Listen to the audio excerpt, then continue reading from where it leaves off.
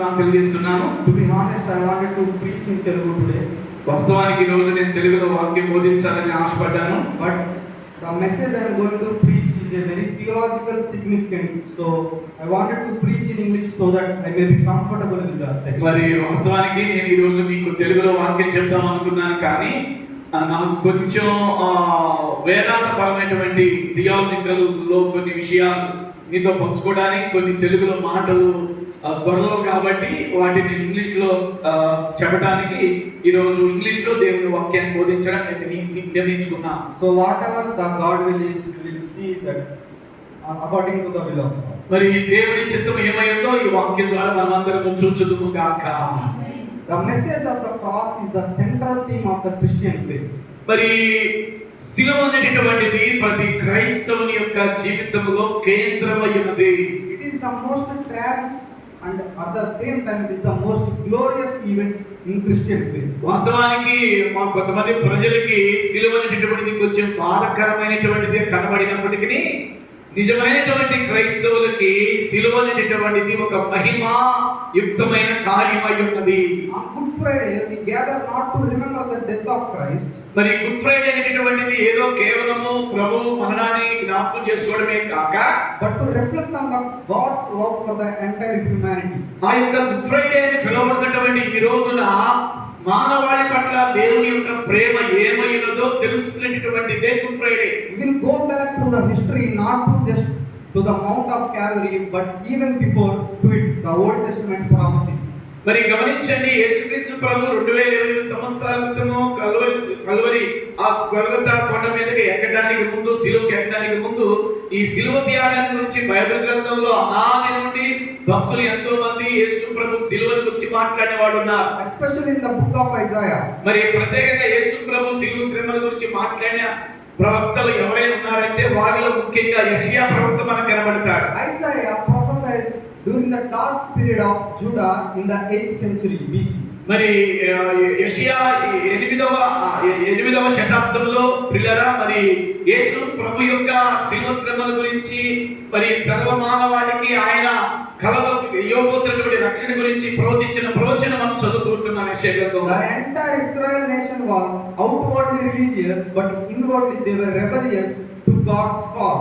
మరి నా ప్రియమైనటువంటి దేవుని బిడ్డలారా, మరి ఇశ్రాయేలీయులు అందరూ కూడా దేవునికి విరోధంగా తిరుగుబాటుదారులుగా ఉన్నప్పుడు వాళ్ళకు ఒక రక్షకుడు భూమి మీదకి రాబడతాడని యెషయా ప్రవక్త ద్వారా ప్రవచించినటువంటి మాటలు మనం చదువుతున్నాం. The people of Israel were involved in idolatry, injustice and all the pagan worship.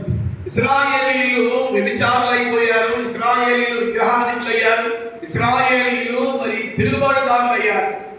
At the same time Isaiah is prophesying about the future Messiah. మరి అలాంటి క్లిష్ట పరిస్థితుల్లో పిల్లరా, మరి యెషయా ప్రవక్తను దేవుడు వేపుకొని మరి ఇశ్రాయేలీయులకు మరి ప్రజలందరికీ కలగబోతున్న శ్రేష్టమైన రక్షణ గురించి మాట్లాడినటువంటి మాటలు యెషయా గ్రంథంలో చూడగలుగుతున్నాం. He preaches about the future exile and about the same hope of Messiah. మరి ఇశ్రాయేలీయులందరూ కూడా ఎదురు చూస్తున్నటువంటి మెస్సియా గురించి, రక్షకుడి గురించి యెషయా ప్రవచిస్తున్నట్లుగా మనం చూడగలుగుతున్నాం. He speaks about the servant of the Lord. మరి ఆయన మరి పరిచారకుడైనటువంటి క్రీస్తు గురించి మాట్లాడుతున్నాడు. The servant would not come as like a power. మరి సేవకుడికి ఏమాత్రం కూడా శక్తి ఉండదండి. The servant would not come in as like a power but he will come into the form of humility and sorrow. మరి ఈ యొక్క సేవకుడిగా వచ్చినటువంటి యేసయ్య ప్రతి మానవుని యొక్క దుఃఖమును, ప్రతి మానవుని యొక్క చింతను తీసివేయడానికే లోకరక్షకుడిగా భూమి మీదకు వస్తాడని యెషయా ప్రవచించాడు. Today we are going to see about the Isaiah 53. It is not a prophecy, it is the heart of the prophecy.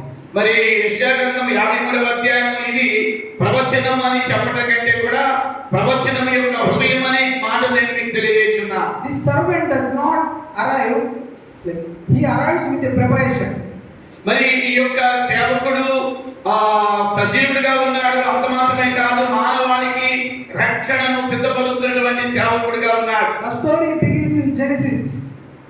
మరి ఆదికాండంలో మనకు ప్రారంభంలో మనకు కనబడుతుంది. When humanity first fell into the sin, మానవుడు మరి పాపములో బంధించబడ్డాడు, పాపం చేయటం వల్ల తప్పిపోయాడు. God in his mercy promised consider the seed of the woman, there will be a descendant who will bring the hope and the salvation. మరి గమనించండి, ఏ మానవుడైతే ఏదైనా మనలో పాపం చేసి తప్పిపోయాడో ఆ తప్పిపోయినటువంటి మానవుణ్ణి మళ్ళా దేవుడు తన వైపు తిప్పుకోవడానికి స్త్రీ సంతతిగా ఆయన ఒక రక్షకుడిని పుట్టింపజేస్తాడు. ఆయన ద్వారానే మానవాళికి రక్షణ వచ్చిందని ఆదికాండం చూడగలుగుతున్నాం. That we see in Genesis chapter 3 verses 15. ఇప్పుడు చెప్పినటువంటి మాటలన్నీ కూడా మీకు ఎక్కడ దొరుకుతాయి అంటే ఆదికాండం జెనసిస్ చాప్టర్ 3 verses 15. మరి 3వ అధ్యాయము 15వ వచనంలో మనకు కనబడింది. Through Abraham, God made a covenant.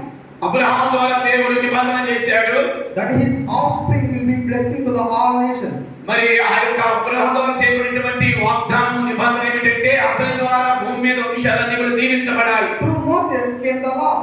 మరి మోషే ద్వారా ఏమి ఇవ్వబడిందంటే ధర్మశాస్త్రం ఇవ్వబడింది. And the sacrificial system. మరి అంత మాత్రమే మోషే ద్వారా ధర్మశాస్త్రం ఇవ్వబడమే కాక మోషే ద్వారా ప్రియులారా బలులు మరి వాటికి ఆ శ్రేష్టమైనటువంటి క్షమాపణ ఇచ్చేటువంటి మాటలు కూడా ఇవ్వబడ్డాయి. Revealing both the holiness of God and the need of atonement. మరి గమనించండి, దేవుని యొక్క పరిశుద్ధత గురించి, దేవుని యొక్క చట్టాల గురించి శ్రేష్టమైనటువంటి విషయాలు మోషే ద్వారా మరి దేవుడు ఇచ్చాడు. Through David it came the promise. మరి అంత మాత్రమే కాదు, ఈ యొక్క ప్రవచనాలన్నీ నెరవేర్పు దావీదు ద్వారా జరిగినట్టు కూడా మనం చూడగలుగుతాం. There is a everlasting messianic kingdom. మరి ఆ యొక్క మెస్సయ్య యొక్క వేయాల పరిపాలన వచ్చింది అని కూడా దావీదు ప్రవచనాల ద్వారా మనం చూడగలుగుతున్నాం. Yet the many kings failed and many people rebelled against God. మరి ఆ సమయంలో చాలా మంది తప్పిపోయారు, చాలా మంది దేవునికి విరోధంగా తిరుగుబాటు చేసినట్లుగా మనం చూడగలుగుతున్నాం. The nation of Israel longed for a deliverance from the sin. చాలా సంవత్సరాలు ఇశ్రాయేలీయులు పాపముతో బంధించబడ్డారండి. Isaiah 53 యెషయా గ్రంథం 53వ అధ్యాయం మనం చూస్తే it gives a surprising answer. మరి సర్వమానవాళి పాపమును ప్రాయశ్చిత్తము చేయడానికి ఒక లోక రక్షకుడు మానవునిగా జన్మించిన విధం మరి యెషయా తన 53వ అధ్యాయంలో ప్రవచిస్తూ అంటాడు. Instead of a political warrior, we see the man of sorrow. మరి గమనించండి ప్రియులారా, ఆయన మరి ప్రతి మానవుని యొక్క దుఃఖమును తొలగించడానికి వచ్చినటువంటి రక్షకుడిగా కనబడుతున్నాడు. The people of the nation of Israel, they are waiting for a political king. మరి వాస్తవానికి ఇశ్రాయేలీయులు అందరూ కూడా ఏ రాజు కూడా కనబెడుతున్నారంటే తల మీద కిరీటం పెట్టుకునేటువంటి రాజు కూడా కనబెడుతున్నారు. But Isaiah introduced that Messiah is not a political king, but he is a man of sorrow. గమనించండి, అయితే యెషయా ఇక్కడ ఏమని ప్రవచిస్తున్నాడంటే, ఓ ఇశ్రాయేలీయులారా, తల మీద కిరీటం పెట్టుకునే రాజు కాదు మీకు వచ్చేది, మీ యొక్క దుఃఖాలను, మీ కష్టాలను, మీ యొక్క శ్రమలను, మీ పాపమును తొలగించే ఒక నీతిపరుడైన రాజు రాబోతున్నాడు అని ప్రవచిస్తున్నాడు. His suffering is not meaningless. మరి నిజంగా నా ప్రియులారా, ఆయన యొక్క శ్రమలకి అర్థమైనటువంటిది లేదు. It is redemptive. మరి గమనించండి, అది విమోచన క్రయధనం.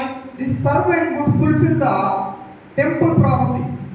ప్రియులారా, ఈ యొక్క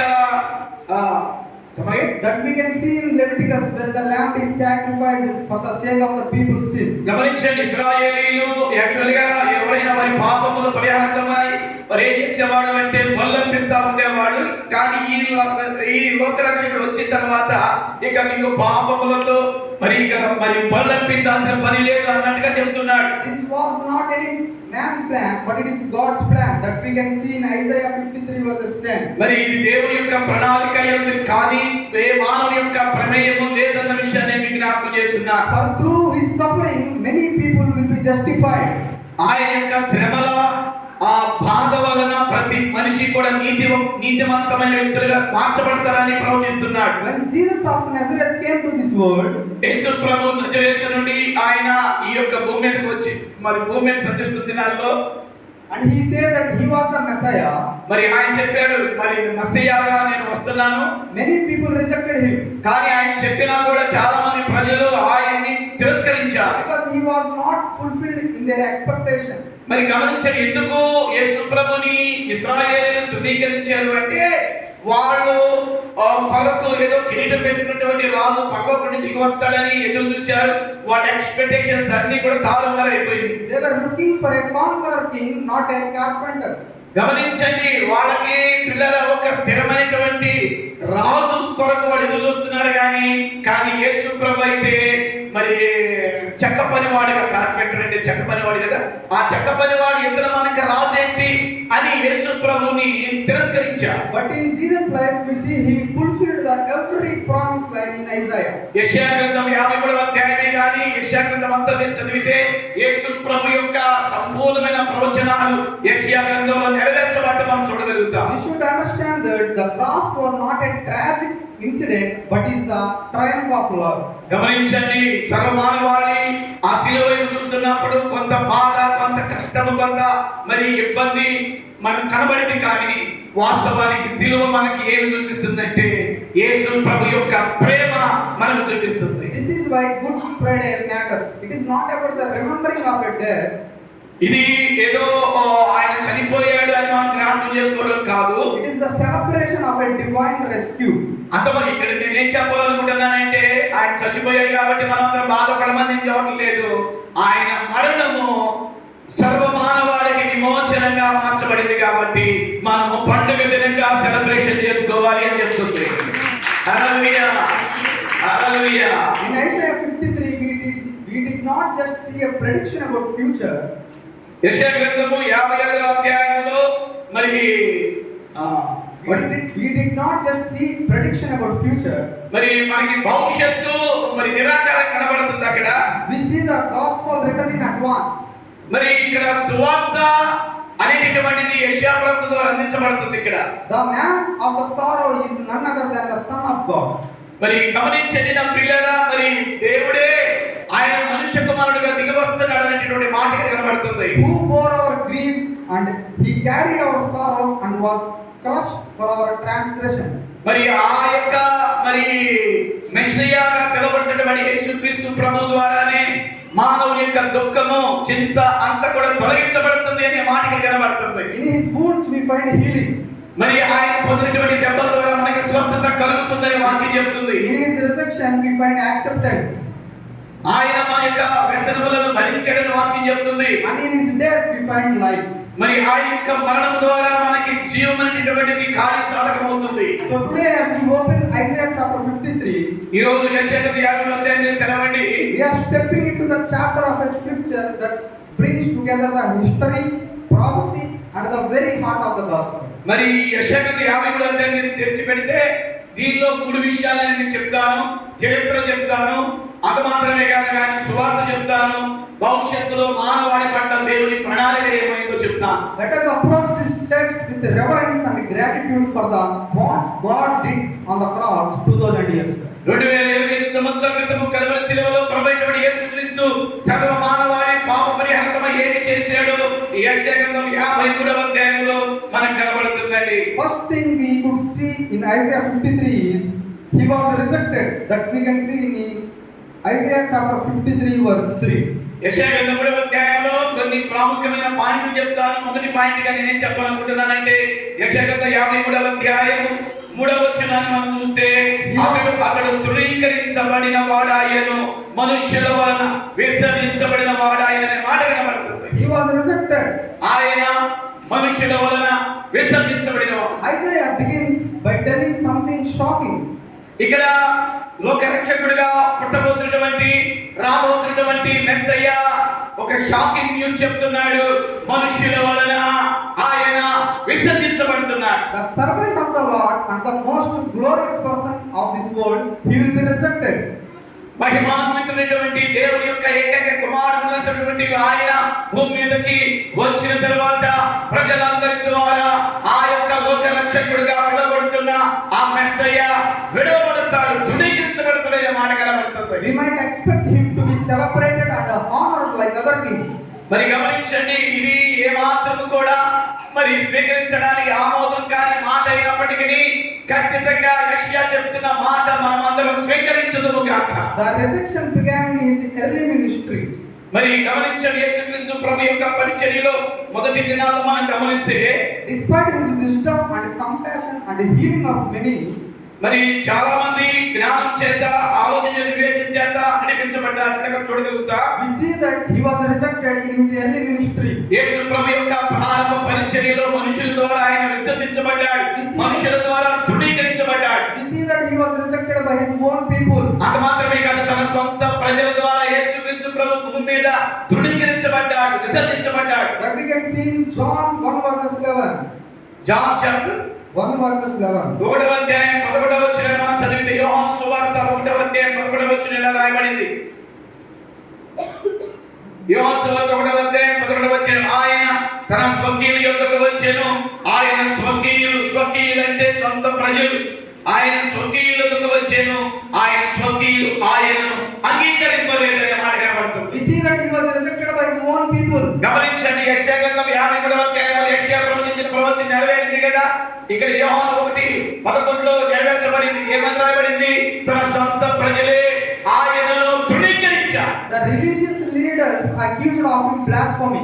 అంత మాత్రమే కాదు, ఆ దినాల్లో మత పెద్దలుగా ఉన్న శాస్త్రులు, పరిసయ్యులు, యూద మత పెద్దలు ఆయన మీద నేరారోపణ చేసేవారిగా మార్చబడ్డారు. His own family misunderstood him. అంత మాత్రమే కాదు, యేసుక్రీస్తుకి భూమి మీద సొంత కుటుంబముగా ఏ కుటుంబం అయితే ఇవ్వబడిందో, తన సొంత తల్లిదండ్రులు, అన్నదమ్ములే యేసు ప్రభు యొక్క ఆ మెస్సయ్య ఆ విధానాన్ని మరి అపార్థం చేసుకున్నారు. We see that the crowd on the Palm Sunday they shouted, Hosanna, Hosanna. ఏ ప్రజలైతే యెరూషలేము వీధుల్లో గాడిద మీద తిరుగుతున్నప్పుడు హోసన్నా జయము, హోసన్నా జయమని కేకలు వేశారో, And the same people said, crucify him. ఏ నోటితైతే ప్రభువుని స్తుతించిన నోరే, అదే స్తుతించిన ప్రజలు సిలువేయండి, సిలువేయండి అని ప్రజలు మాట్లాడారు. Because he would not met their expectations of a political king. అయితే యూదా ప్రజలు, ఇశ్రాయేలు అందరూ ఏ రాజు కొరకు ఎదురు చూస్తున్నారంటే, భూ సంబంధమైన రాజు కొరకు, తల మీద కిరీటం రాజవస్త్రం ధరించే రాజు కొరకు వారు ఎదురు చూస్తున్నారు. They did not see the beauty in him because they were blind. మరి అంత మాత్రమే కాదు, పిల్లల యేసు ప్రభు యొక్క మహిమను చూడలేకుండా, యేసు ప్రభు యొక్క దైవత్వాన్ని, ఆ యొక్క రాజనీతిని చూడలేకుండా వారి కన్నులు మూయబడ్డాయి. The rejection still happens today. ఈ రోజు కూడా పిల్లల యేసు ప్రభు విమోచన మన మధ్యలో పనిచేస్తుంది. The world still rejects the Savior. గమనించండి పిల్లల, ఆ దినాల్లో ప్రజలు ఎలాగైతే రక్షకుడిని తృణీకరించారో, ఈ రోజుల్లో కూడా మానవుని పాపము నుండి, శాపము నుండి, రోగముల నుండి, దరిద్రం నుంచి విడిపించే మెస్సయ్యాని కనుగొనలేక, విమోచకుడిని కనుగొనలేక శాపంలో వారి కన్నులకు గుడితనాన్ని కలుగజేస్తున్నారు. People admire the teachings of Jesus and his love and his kindness. గమనించండి, ప్రజలు యేసు ప్రభు పేరు గురించి, యేసు ప్రభు దయ గురించి మాట్లాడతారు, But they reject the necessity of the cross. కానీ పిల్లరా, సిలువను గురించినటువంటి శ్రేష్టతను దగ్గరకు రాగానే మనిషి తప్పిపోతున్నాడు. Many are willing to accept Jesus as a moral teacher, చాలా మంది నమ్ముతారు యేసు ప్రభు మంచి బోధకుడని, but they don't accept him as the lamb who was crucified for them. కానీ చాలా మంది పిల్లలు అంగీకరించలేరు. ఏమనంటే, ఆయన సర్వమానవాళి పాపం కొరకై ఉదయించబడిన గొర్రె పిల్లగా అంగీకరించలేరు. But there is a personal question to everyone. ఈ రోజు గుడ్ ఫ్రైడే రోజున ప్రతి ఒక్కరూ ప్రశ్నించుకోవాల్సిన ఒక వ్యక్తిగతమైన ప్రశ్న ఉంది. Have you rejected him? నువ్వు ఆయన్ని తృణీకరిస్తున్నావా? You may not have shouted, crucify him. ఆయన తృణీకరిస్తున్నావా, లేదా యూదులు ఇశ్రాయేలు కలిగినట్టు సిలువే సిలువే అనే మాటలు ఆ ధోరణిలో నీవు ఉన్నావా? But many times we have rejected him. చాలా పర్యాయాలు ఆయన ప్రేమను, ఆయన శిలువ త్యాగాన్ని మానవుడు మరి తిరస్కరిస్తున్నాడండి. Let Good Friday remind each and every one of us. ఈ గుడ్ ఫ్రైడే రోజు ప్రతి ఒక్కరికి మనకి దేవుడు ఇస్తున్నటువంటి సందేశం. The man of sorrow was rejected just because we can become and accepted by God. గమనించండి పిల్లగా, ఆయన ఎందుకు ఆ దినాన మనుషుల వలన యూదుల ఇశ్రాయేలు తృణీకరించబడ్డాడు అంటే, ఈ రోజు సర్వమానవాళికి రక్షణకు కారకుడు అవటానికి ఆ రోజు ఆయన తృణీకరించబడవలసి వచ్చింది. When we come to him with faith, when we come to him with faith, ఎప్పుడైతే మనం ఆయన విశ్వాసంలోనికి వచ్చినామో, we find that the rejected Savior is the redeemed Savior. మరి తృణీకరించబడ్డ మెస్సయ్య, ఆ రక్షకుడు, విమోచించుటకు యోగ్యుడైన మెస్సయ్యగా మనం గ్రహించగలిగాము. హల్లెలూయా. ఒకప్పుడు ప్రజల చేత తృణీకరించబడ్డ ఆయన, ఈ రోజు మనం అందరము ఆయన్ని మరి రక్షకుడిగా స్వీకరిస్తున్నాము. Now we come to the second point. రెండో పాయింట్కి వస్తాను. That we can see 4 verses 6 verses. యెషయా గ్రంథము 53వ అధ్యాయం 4 to 6. 4 నుండి 6 వరకు చదివితే, We see that he was crushed. నిశ్చయముగా అతడు మన రోగములను భరించెను, నిశ్చయముగా అతడు మన రోగములను భరించెను, మన వ్యసనములను వహించెను. మన వ్యసనములను సహించెను. ఆయన ఆయన ఆయనను మొత్తబడిన వారిగా, దేవుని వలన బాధింపబడిన వారిగా, శ్రమ నొందిన వారిగా, మనమతని ఎంచితిమి. మన అతిక్రమములను బట్టి అతడు గాయపరచబడెను, ఆయన గాయపరచబడెను. మన దోషములను బట్టి నలగొట్టబడెను, మన సమాధానార్థమైన శిక్ష అతని మీద పడెను. అతడు పొందిన దెబ్బల చేత మనకు స్వస్థత కలుగుచున్నది. మనమందరం గొర్రెవలె త్రోవ తప్పిపోతిమి. మనలో ప్రతివాడు తనకిష్టమైన త్రోవకు తొలగెను. మనందరి దోషములు అతని మీద మోపెను. These verses are the very heart of the gospel. ఈ మాటలు సువార్తకు చాలా దగ్గర మాటలు ఉన్నట్టుగా చెప్పగలుగుతున్నాం. They show us the meaning of the cross. మరి శిలువ యొక్క నిర్వచనము ఈ వచనాలు మనకు తెలుపుతున్నాయి. They answer the question, why did Jesus die? మరి ఇక్కడ ప్రశ్న ఏం కనబడుతుందంటే యేసు ప్రభు ఎందుకు శిలువ మీద చనిపోవాల్సి వచ్చింది? It answers the question. ఆ ప్రశ్న ఇక్కడే మనకు చక్కటి జవాబు కనబడుతుంది. Isaiah begins by stating a truth. ఇక్కడ యెషయా భవిష్యత్తులో 1000 సంవత్సరాల తర్వాత యేసు ప్రభు శిలువ మీద మరణించబోతున్నాడు అనేటటువంటి ఒక సత్యాన్ని ఇక్కడ బయలుపరుస్తున్నాడు. The servant did not suffer for his own sins. మరి ఇక్కడ సేవకుడిగా రాబోతున్నటువంటి యేసుక్రీస్తు ప్రభు తన సొంత పాపముల కొరకు మాత్రమే మరణించడం కాదు, కానీ but he suffered for our sins. మన పాపముల కొరకు, సర్వమానవాళి పాపముల కొరకు ఒక సేవకుడు శిలువ మరణము పొందబోతున్నాడని చెప్తున్నాడు. It is a substitution, we can say that.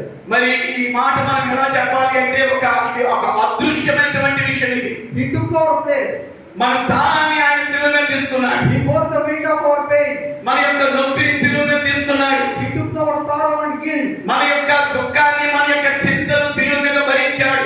Initially we have supposed to face that situation. ఒకవేళ మనమే గనక శిలువ మీద యేసు ప్రభు పడ్డ యాతనను, బాధలను మనం ఫేస్ చేయాల్సి వస్తే, but he didn't made us. Instead he took that. కానీ పిల్లల మనమెవరము కూడా శిలువలో శిక్ష పొందటం ఆయనకి ఇష్టం లేని వాడై మనకు రావాల్సిన శిక్షను ఆయనే భరించాడు. చదివితే ఆమేన్ చెప్పండి. ఆమేన్. In verse 5 we see that. మరి 5వ వచనాన్ని మనం చూస్తే We can see that the pierced. మన అతిక్రమ క్రియలను బట్టి అతడు గాయపరచబడెను. It points to the nails and the spear that was hit in the Jesus foreside. మన దోషములు, మన అతిక్రమ క్రియలన్నిటిని బట్టి ఆయన గాయపరచబడ్డాడు అని విషయం చెప్తున్నాడు. That means he was under pressure. మరి దీని అర్థం ఏంటంటే మన అతిక్రమ క్రియలను బట్టి గాయపరచడం, మన దోషములను బట్టి నలగొట్టడం అనే మాటకి అర్థం ఏంటంటే ఒక తీవ్రమైన ఒత్తిడిని యేసు ప్రభు శిలువ మీద భరించాడు. Then Isaiah tells us what we will gain through his suffering. గమనించండి పిల్లలు, మనం యెషయా ఇక్కడ ఏమని ప్రూవ్ చేస్తున్నాడంటే ఏదైతే మనం ఇబ్బంది పడుతున్నామో, మనము భరించలేని స్థితిలో ఉన్నామో అది ఆయన శిలువ మీద భరించాడని చెప్తున్నాడు. Now we will see what we will get through his sufferings. గమనించండి పిల్లలు, ఆయన శిలువ శ్రమల ద్వారా మానవాళికి ఆ ప్రతి బాధ నుండి, ప్రతి శాపము నుండి విమోచన, కనికరం కలిగిందని చెప్తున్నాడు. Now we will see that through his sufferings and his wounds we all get healing. Bible ఏం చెప్తుందంటే ఆయన పొందిన దెబ్బల వలన, ఆయన పొందినటువంటి గాయముల ద్వారా మనందరికీ స్వస్థత కలుగుతుంది. గట్టిగా చెప్పండి హల్లెలూయా. ఆమేన్. This is a great exchange. ఇది ఒక మార్పిడి. He was punished so that we can be accepted. గమనించండి, శిలువ మీద ఆయన నలగొట్టబడ్డాడు, శిలువ మీద ఆయన గాయపరచబడ్డాడు, శిలువ మీద ఆయన చిత్రవద చేయబడ్డాడు.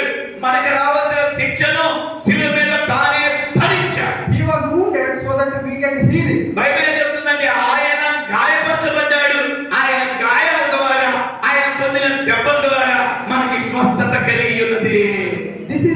gospel. ఇదండి సువార్త. God laid our sins on his son. మనందరి పాపములు ఆ తండ్రి దేవుడు తన కుమారుడి మీద Mopadu. Jesus bore the full wrath of God instead of us. Bible ఏం చెప్తుందంటే ఆయన దేవుడై ఉండి ఆయన దైవత్వము పోలిన వాడై ఉండి మానవాళి పాపములను కుమారునిగా ఈ భూమి మీదకు వచ్చి మానవుడిగా వచ్చి మనందరి పాపం ఆయన భరించాడు. He stood in our place. మన స్థానాన్ని ఆయన తీసుకున్నాడు. He was condemned so that we can be forgiven. ఆయన దోషిగా తెచ్చబడి మనకి నీతిమంతులుగా తన నీతిని దేవుడు మనకి ఇచ్చాడు. చప్పటి కొడదామా గట్టిగా? హల్లెలూయా. This is the foundation of the Christian salvation.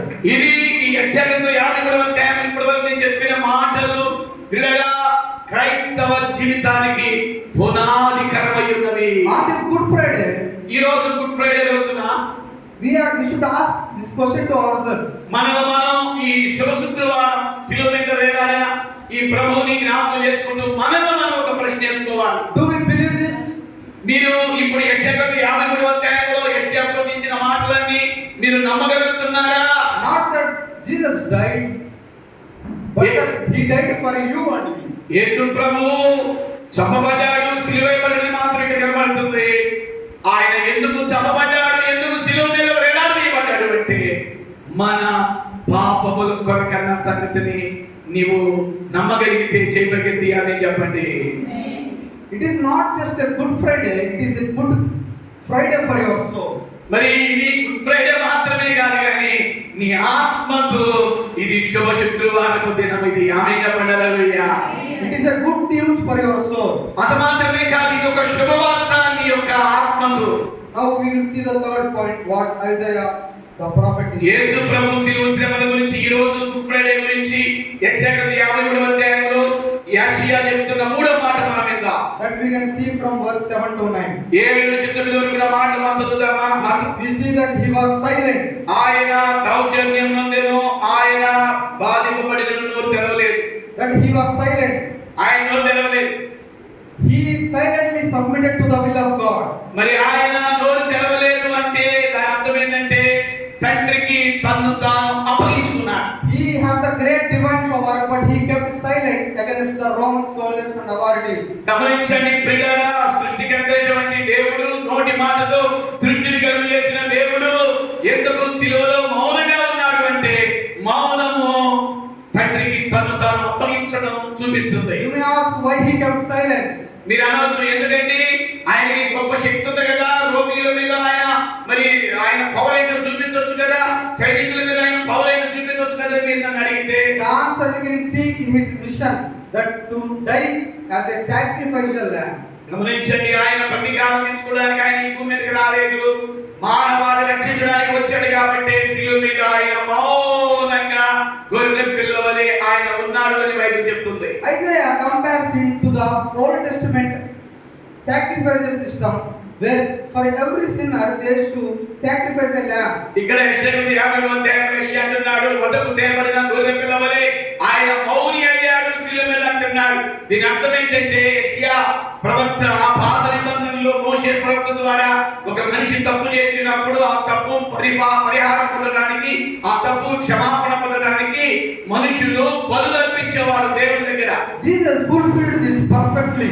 అయితే ఇక బలులతో ఇక మీకు పని లేదు, నేనే మీ అందరి కొరకు ప్రాయశ్చిత్తమైన ప్రాణాన్ని నా రక్తాన్ని కారుస్తున్నానని అంటానికి గుర్తుగా యేసు ప్రభు వధించబడ్డ గొర్రె పిల్ల వలె ఉన్నాడు అని యెషయా యేసు ప్రభుని గొర్రెతో పోలుస్తున్నాడు. During his trials in front of Caiaphas and Pilate and Herod, he responded with silence. గమనించండి, ఆ సమయంలో పిల్లరా యేసు ప్రభు శిలువ మీద వేలాడుతున్నప్పుడు పిలాతు, హేరోదు వీళ్ళందరూ కూడా ఆయన శిలువను చూస్తూ మౌనంగా నిలబడ్డారు. No, he kept silence. కానీ ఆయన మాత్రం మౌనంగా ఉండలేదు. He knew the cross was his destiny. గమనించండి, శిలువ ఒక గమ్యాన్ని చేర్చింది. And he kept love for his father and obedience to his father. శిలువ ఏం చూపిస్తుందంటే తండ్రి తన మీద చూపుతున్న ప్రేమ చూపిస్తుంది. అంత మాత్రమే యేసు ప్రభు మానవాళిని ఎడల చూపిస్తున్న ప్రేమను కూడా శిలువ చూపిస్తుంది. In verse 8 we see the sorrowful account. అలాగే In verse 8, we see the sorrowfulness. మరి 8వ వచనం మనం గమనిస్తే By oppression and judgment, he was taken away. అన్యాయపు తీర్పు నొందినవాడై అతడు కొనిపోబడెను. అతడు నా జనుల అతిక్రమం బట్టి మొత్తబడెను కదా. అన్యాయపు తీర్పు పొందాడు. Jesus was fulfilling God's divine sovereignty. గమనించండి ప్రియులారా, తండ్రి దేవుని వలన యేసుక్రీస్తు ప్రభు సర్వమానవాళి పాప పరిహారార్థమై కలువరిలో వేలాడుతున్నప్పుడు ఆయన అన్యాయపు తీర్పు పొందాడు అని చెప్తుంది వాక్యం. In verse 9, we see that 9వ వచనం మనం చూస్తే they made his grave with the wicked. అతడు మరణమైనప్పుడు భక్తిహీనులతో అతనికి సమాధి నియమింపబడెను. Jesus was crucified between two criminals. మరి మనందరికీ తెలుసు కదా, ఇందాక మనం చదువుకున్నాం, ఇందాక పాస్టర్ గారు కూడా చెప్పారు కదా, దొంగలు మరి బ్రదర్ కూడా చెప్పాడు, దొంగల మధ్యలో ఆయన సిలువేయబడ్డాడు. Fulfilling the same prophecy after 700 years. 700 సంవత్సరాలకు ముందే యేసు ప్రభు సిలువేయబడడానికి 700 సంవత్సరాల మధ్యలోనే ఈ ప్రవచనం నెరవేర్చబడింది. అన్యాయపు తీర్పు నొందినవాడై ఆయన కొనిపోబడని యెషయా ద్వారా ప్రవచించబడుతుంది. Joseph of Arimathea, a wealthy disciple, అరిమత యోసేపు అతను యేసు ప్రభు యొక్క రహస్య శిష్యుడు. that he took his body and he graved in his own grave. యేసు ప్రభు సమాధి చేయబడడానికి ఆయన్ని శిలువ మీద నుంచి దించి, పోయినసారి నేను మీకు చెప్పాను కదా, యేసు ప్రభుని అరిమత యోసేపు అనేటటువంటి రహస్య శిష్యుడు, రహస్య క్రైస్తవుడు తన కొత్తగా తవ్వుకున్నటువంటి తయారు చేసుకున్నటువంటి సమాధిలో యేసుక్రీస్తు ప్రభుని సమాధి చేశాడు. This is the same fulfillment of the prophecy. ఇదిగో ప్రియులారా, ఈ ప్రవచనము ఇక్కడ నెరవేర్చబడుతుంది యెషయా 53లో. All this we can see in Isaiah's closing statement. యేసు ప్రభు శిలువ శ్రమల గురించి, శిలువ మరణం గురించి యెషయా యేసు ప్రభు భూమి మీదకి రావడానికి 1000 సంవత్సరాలకు ముందే ప్రవచిస్తున్నాడు. That we can see in verse 9. 9వ వచనంలో మనకు కనబడుతుంది. Although he had done no violence, ఆయన మరణమైనప్పుడు భక్తిహీనులతో అతనికి సమాధి చేయబడెను. ధనవంతుని యొద్ద అతడు ఉంచబడెను. నిశ్చయముగా అతడు అన్యాయమేమీ చేయలేదు. అతని నోట ఏ కపటము లేదు. we see that he has done no violence. అతడు దౌర్జన్యము చేయలేదే మాత్రం. He was so innocent. ఆయన చాలా శుద్ధిమెంతని వాడిగా ఉన్నాడు. There was no sin in his heart and in his lips. మరి ఆయన పెదవులు తెరిచి ఎంత బాధపడుతున్న సంగమా గమనించండి. యేసు ప్రభు శిలువ మీద అంత బాధపడుతున్నా ఆయన నోరు తెరిచి ఒక్క మాట కూడా పలకలేదని ఇక్కడ యెషయా ప్రవచిస్తున్నాడు. He was so silent. ఆయన చాలా మౌని అయిన. He submitted to the judgment of the God. దేవుని యొక్క న్యాయ తీర్పుకు తను తాను అప్పగించుకున్నాడు. He entered the grave so that we can made free. ఆయన సమాధికి తను తాను అప్పగించుకున్నాడు. On this Good Friday, ఈ రోజు ఈ యొక్క శుక్రవారం దినమున let his silence speak the volumes. పిల్లరా, మౌనంగా మనం ప్రభువు గురించి నోరు తెరుచుదుము గాక. It proclaims the depth of his love. ఆయన మరణము మనకి శ్రేష్టమైన ప్రేమను చూపిస్తుంది. And the power of his sacrifice. ఆయన యొక్క మరణము ఆయన యొక్క శిలువ శక్తిని చూపిస్తుంది. Now the fourth thing that the Isaiah prophet is telling is యేసు ప్రభు శ్రమల గురించి యెషయా 4 ఏమని ప్రవచిస్తున్నాడు అంటే, that we can see in verse 10 to 12. మరి 10 నుండి 12 వరకు ఉన్న మాటలు మనం చదివితే, that he was exalted. Exalted means he was lifted above all the people. గమనించండి పిల్లరా, అతను నిలబడుటకు యెహోవాకు ఇష్టమైన ఆయన అతనికి వ్యాధి కలుగజేసెను.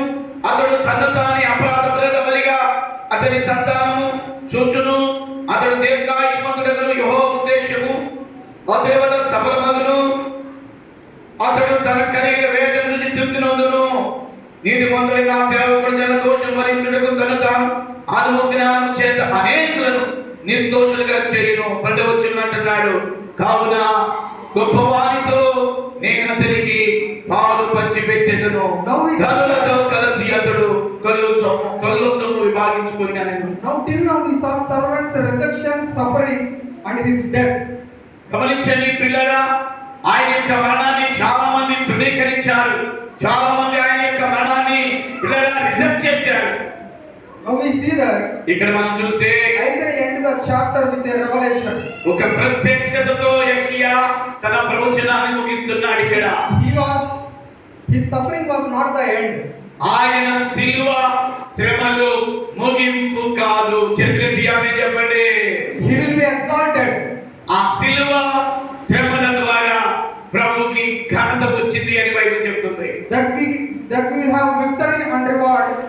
future life. సిలువ యేసు ప్రభుకి ముగింపు కాదు, సిలువ యేసు ప్రభు ద్వారా మానవాళికి గొప్ప విజయము. చేతులెత్తి ఆమేన్ చెప్పండి. His death leads to life.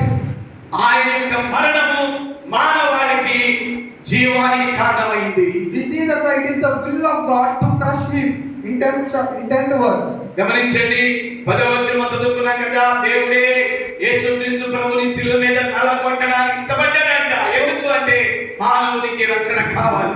But the death was not the final word. గమనించండి, మరణము మానవునికి ముగింపు కాదు. Isaiah continues.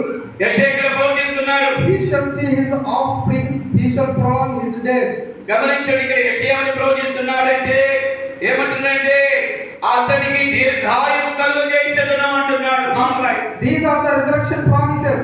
ఇక్కడ దీర్ఘాయువు అనే మాటకి అర్థం ఏంటంటే యేసుక్రీస్తు ఎలాగైతే పునరుద్ధారుడయ్యాడో ఆయన ద్వారా సర్వ మానవాళికి పునరుద్ధానము ఉంది అనే మాట కూడా చెప్తున్నాడు. హల్లెలూయా. In verse 11, 7వ వచనం మనం చదివితే we see that Jesus did not die in vain. మరి గమనించండి ప్రియులారా, 7వ Jesus did not die in vain. అతడు దౌర్జన్యమునందెను బాధింపబడిన అతడు నోరు తెరవలేదు. This is one of the most beautiful lines. ఇది చాలా ఉన్నతమైనటువంటి మాట అండి. He endured the cross by happily. ఆయన శిలువకు సంతోషముగా, ఈ మాట జాగ్రత్తగా వినాలి. యేసు ప్రభు శిలువ పట్టు చూసి మనందరికి బాధ కలుగుతుంది, నిజమే. కానీ ఆయన శిలువ మీదకి ఎక్కినప్పుడంట మన కొరకు సంతోషంగా శిలువ ఎక్కాడట. ఆమె హల్లెలూయా. And now Isaiah tells that how sinner was justified. ఇక్కడ యెషయా అంటున్నాడు, ఒక పాపికి మరి ఎలాంటి తీర్పు పొందిందో, ఒక పాపి ఎలాగైతే తీర్పు పొందుతాడో ఆయన తీర్పు పొందవలసి వచ్చింది అంటున్నాడు. He says that ఆయన ఏమో చెప్తున్నాడు, not our righteousness but the righteousness of him we are made justified. మన పాపములను బట్టి మనం నీతిమంతులుగా తీర్చబడటం లేదు, కానీ ఆయన యొక్క నీతిమంతత్వాన్ని బట్టి మనమందరము నీతిమంతులుగా తీర్చబడుతున్నాము. హల్లెలూయా. Jesus did not just die. యేసుక్రీస్తు ప్రభు ఏదో చనిపోయాడని చెప్పుకోవడం కంటే కూడా He gave everything to this world. ఆయన ప్రపంచానికి ఇవ్వాల్సింది ఇచ్చి చచ్చిపోయాడు. ఆయన Though he was righteous, he bore our sins. గమనించండి పిల్లలా, మనల్ని ఆయన నీతిమంతులుగా చేసి శిలువ మీద బలి అయ్యాడు. He bore our grief. ఆయన మన నొప్పిని శిలువ మీద భరించాడు. He took our sorrow. ఆయన మన దుఃఖమును శిలువ మీద భరించాడు. He made righteousness of each and everyone. ప్రతి మానవుని ఆయన యందు విశ్వాసం ఉంచే ప్రతి మనిషిని ఆయన నీతిమంతుడిగా, నీతిమంతురాలుగా శిలువ మీద మార్చాడు. He stood as our mediator. ఆయన మనకి పరలోకానికి తండ్రి దేవునికి మధ్య ఆయన మధ్యవర్తిగా ఉన్నాడు. Now he is interceding for us in the heaven. ఆయన ఇప్పుడు ఏం చేశాడు తెలుసా? ఇప్పుడు మనందరి కొరకు ఆయన పరలోకములో తండ్రి కుడి పార్శ్వమున కూర్చుండి మనందరి కొరకు ఆయన విజ్ఞాపన చేస్తున్నాడు. Because he was exalted, you are forgiven. ఆయన మనల్ని క్షమించడానికి ఆయన సిద్ధంగా ఉన్నాడు. Because he lives, we can live eternally. ఆయన సజీవుడిగా ఉన్నాడు కాబట్టి మనం కూడా ఆయనతో యుగయుగాలు ఉండడానికి ఆయన శిలువ మీద అంత త్యాగం చేయాల్సి వచ్చింది. Now as I conclude, నేను ఇప్పుడు ముగింపులో ఒక మాట చెప్తాను. I request everyone to come to this man of sorrow. ఇదిగో పిల్లలు, ఈ రోజు గుడ్ ఫ్రైడే ఆరాధనకు వచ్చిన ప్రతి ఒక్కరు కూడా మీ బాధలను, మీ చింతలను, మీ ఇబ్బందులను ఇదిగో ప్రభు మీద మీరు మోపండి. We have followed the Isaiah vision of the Messiah who will be suffered. మనకి యెషయా 50 మెసేజ్ చెప్తున్నాడు. మనందరి దుఃఖములను భరించిన ఒక ఆయన రాబోతున్నాడని చెప్పాడు కదా. He was rejected. ఆయన తృణీకరించబడ్డాడు. He was crushed. ఆయన నలిపివేయబడ్డాడు. He was silent and submit to the will of God. శిలువలో ఆయన తండ్రికి తాను మౌనాన్ని అప్పగించుకున్నాడు. This is just a normal passage. ఇది ఏదో సాధారణమైన ప్యాసేజ్ గా మనకు కనబడవచ్చు. It is a personal call to each and every one of us. యెషయా 50 అధ్యాయంలో ప్రతి మాట, ప్రతి ప్రవచనము ఆల్రెడీ జరిగిపోయింది మనందరి కొరకు. చప్పట్లు కొట్టండి గట్టిగా. He describes your substitute. ఆయన మనందరి వ్యసనములను మోయవలసి వచ్చింది. He describes your salvation. ఆయన మనందరి రక్షణకు కారకుడయ్యాడు. He is your savior. ఆయన మన రక్షకుడు. He is your king. ఆయన నీ రాజు. On this Good Friday, the message is not just a plain message. ఈ రోజు గుడ్ ఫ్రైడే రోజు ఏదో సాధారణ మెసేజ్ తో మనం తృప్తి పడకుండా Jesus died, that is not a plain message. యేసు ప్రభు మరణించడనేది ఒక సాధారణమైనటువంటి మెసేజ్ గా ఉండకూడదు. Jesus died for you. యేసు ప్రభు ఈ గుడ్ ఫ్రైడే రోజు ఎందుకు చచ్చిపోయాడంటే నా కొరకు చనిపోయాడని చెప్పాలి. Jesus died for me. యేసు ప్రభు నా కొరకు మరణించాడని చెప్పాలి. Jesus died for the sins of the world. ప్రపంచంలో ఉన్నటువంటి సర్వ మానవాళి పాపముల కొరకు యేసుక్రీస్తు శిలువ మీద ప్రాణం పెట్టవలసి వచ్చింది. He bore our griefs, he carried your iniquities. ఆయన మన దోషములను అపరాధములన్నిటిని భరించవలసి వచ్చింది. So the God is telling, turn away from your sin. యేసు ప్రభు ఈ రోజు గుడ్ ఫ్రైడే రోజు చెప్తున్నాడు, బిడ్డ నీ పాపముల కొరకు నేను శిలువ మీద నేను ఇంత త్యాగం చేశాను కదా, నీ పాపములను విడిచిపెట్టగలుగుతున్నావా అంటున్నాడు ఆయన. Worship the Lamb who was slain. ఏ గొర్రె పిల్ల అయితే మన కొరకు ప్రాణ త్యాగం చేసిందో ఆ గొర్రె పిల్లకు సూచనగా ఉన్న ప్రభువుని నువ్వు ఆరాధించాలి అని చెప్తుంది వాక్యం. Never forget the man of the sorrow. ఆ మానవాళి కొరకు దుఃఖమును పడినటువంటి బాధపడినటువంటి ఆ గొర్రె పిల్ల అయిన క్రీస్తుని మర్చిపోకూడదు మనం. And he is again giving the prophecy that he will come again. మళ్ళా ఆయన చెప్పాడు ప్రవచనములో, నేను నా బిడ్డల్ని తీసుకువెళ్ళటానికి నా ప్రజల్ని తీసుకువెళ్ళటానికి నేను రాబోతున్నాను. హల్లెలూయా. As we see the man of sorrow, as we just now see the Isaiah vision of man of sorrow. మరి దుఃఖాతమైనటువంటి మనుషుని గురించి ఇక్కడ యెషయా ప్రవచిస్తున్నాడు. Just we all close our eyes and look to God. ఈ గుడ్ ఫ్రైడే రోజున శిలువ మీద వేలాడుతున్న యేసుని చూస్తూ కొద్ది నిమిషాలు ప్రార్థనలో ఉందాం. That he came to this world, యేసుక్రీస్తు ప్రభువు ఆయన ఈ భూమి మీదకి వచ్చినప్పుడు that he took our sin, ఆయన మనందరి పాపములను ఆయన భరించాడు. he took our iniquities. ఆయన మన యొక్క అపరాధములను భరించాడు. Actually it was us who has to suffer, actual గా ఆ శిలువ మీద వేలాడదీయబడాల్సింది నువ్వు నేనే. but instead he took our place. కానీ శిలువ మీద వేలాడదీయబడటం నీవు నేను పొందాల్సినటువంటి శిక్షను ప్రభువే భరించి మన దోషములను మన అపరాధములను ఆయన భరించాడు. He took our substitution. మన యొక్క కష్టాలను శ్రమలను ఆయన పొందవలసి వచ్చింది. The message is clear today from the Isaiah. యెషయా గ్రంథములో ఈ రోజు యేసు ప్రభు శిలువను గురించినటువంటి సందేశం మనకు వినబడుతుంది. Let us think ourselves. మన యొక్క జీవితాలను ఒకసారి పరిశీలించుకుందాం. Are we really taking away from our sin, or are we just now holding the sin? నిజంగా నీ పాపముల నుండి నువ్వు విడిపించబడ్డావా? నీ పాపముల ద్వారా నువ్వు ప్రభు ద్వారా క్షమించబడ్డావా? Ask God that, Lord, take away the sin from our heart. ఈ గుడ్ ఫ్రైడే రోజున హృదయపూర్వకంగా అడుగు, ప్రభువా నా పాపాలను పూర్తిగా క్షమించు. Lord, we are so thankful that you take our place. ప్రభువా శిలువలో నా కొరకు చేసిన త్యాగాన్ని బట్టి నీకు స్తుతిస్తున్నానని చెప్పు. We are so thankful for your atonement that you did on the cross. ప్రభువా శిలువ మీద నువ్వు చేసినటువంటి ఆ యొక్క సజీవ యాగము నా జీవితంలో ఆశీర్వాదకరంగా చేశావు, నీకు స్తోత్రం అని చెప్పు. Lord, every day knowingly or not unknowingly we are taking sin against you.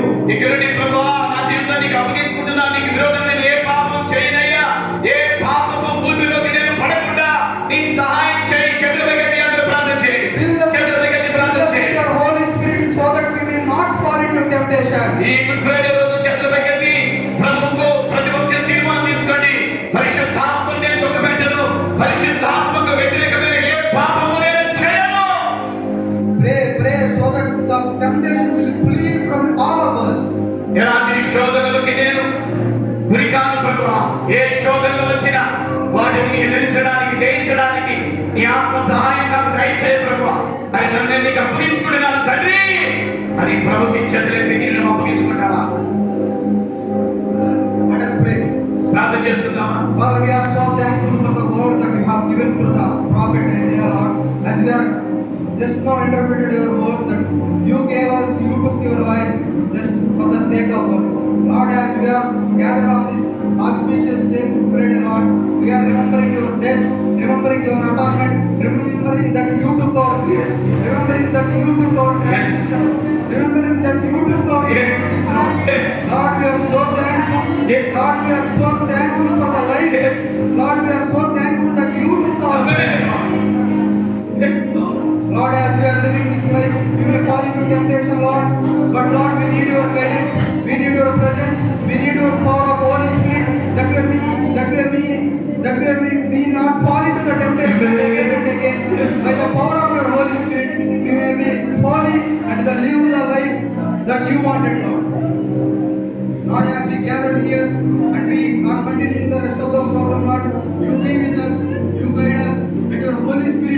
endure in this place, and the whoever gathered in this place, Lord, you fill each and everyone with your Holy Spirit. You bless them, you be with them, you guide them. In the name of our Lord and Father